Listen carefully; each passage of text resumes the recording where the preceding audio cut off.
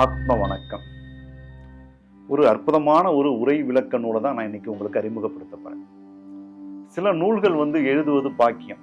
அதை தாண்டி சில நூல்களுக்கு உரை விளக்கம் எழுதுவது அப்படிங்கிறது மிகப்பெரும் பாக்கியம். அந்த வகையில் எனக்கு கிடைச்ச மிகப்பெரும் பாக்கியம் குரு கீதைக்கு விளக்கம் எழுதக்கூடிய ஒரு பாக்கியம்.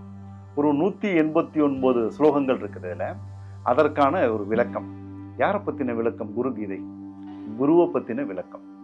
குருனா யார்? குரு பக்தினா என்ன? குருவை எப்படி பார்க்கணும்? குருவை எப்படி ரசிக்கணும்? குருகிட்ட என்ன இருக்குது? அந்த குருகிட்டேருந்து கிடைக்கக்கூடிய அந்த தெய்வீக ஆற்றலை நாம் எப்படி அனுபவிக்கணும் அப்படிங்கிறதெல்லாம் அனுபவிச்சு இந்த 189 ஸ்லோகங்கள்ல வியாச மகரிஷி சொல்லியிருக்கிறார்.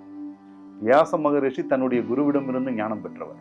அதனால தன்னுடைய குரு எப்படி இருந்தார், குருவுக்கும் தனக்குமான அந்த உறவு எப்படி இருந்தது, குருவை நம்ம எப்படி போற்றி பாதுகாக்கணும் அப்படிங்கிறத இன்னைக்கு இருக்கக்கூடிய காலத்துல இருக்கக்கூடிய நாம தெரிஞ்சுக்கணுங்கிறதுக்காகவே அன்னைக்கே இந்த ஸ்லோகங்களை நம்ம கொடுத்துட்டு போயிருக்கிறாங்க.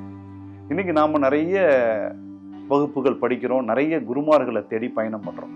ஆனா ஒரு குருவை முழுமையாக புரிஞ்சுக்கிறதுக்கு இந்த நூலை கண்டிப்பா நீங்க படிக்கணும். நீங்க எந்த கல்வி மையத்துல வேணாலும் படிங்க, ஆனா குரு கீதையை கண்டிப்பா படிச்சுட்டு பயணம் பண்ணுங்க. அதே மாதிரி அடியேன் குரு அப்படிங்கக்கூடிய தலைப்புல குருவை பத்தி ஒரு நூல் எழுதியிருக்கேன். அதை நான் எதிர்காலத்துல உங்களுக்கு கண்டிப்பா சொல்றேன். குரு கீதை ஒரு குருவினுடைய அந்த ஆற்றலை, அந்த பேராற்றலை, இறைவனுக்கு அருகில் இருக்கக்கூடியவர் அப்படிங்கக்கூடிய அளவுல உயர்த்தி சொல்லக்கூடிய பாங்கு இருக்குல்ல, அவ்வளவு அழகானது. அதனால இந்த நூலை படிச்சதுக்கு அப்புறம் நீங்க ஒரு குருவை சந்திக்கும் பொழுது, ஒரு குருவோட உரையாடும் பொழுது அதனுடைய தன்மை வேற மாதிரி இருக்கும். இப்ப வியாச மகரிஷி கடைசியா சொன்ன ஒரு விஷயம் இந்த நூல்ல, அவர் என்ன சொல்றாரு? ஒரு குரு கீதையை யார் ஒருத்தவர் பாராயணம் பண்றாரோ அவருக்கு மல நீக்கம் நிச்சயமாக உண்டுங்கிறார். அதாவது கர்ம வினைகள் இல்லாம போகும் அப்படின்னு சொல்றாரு.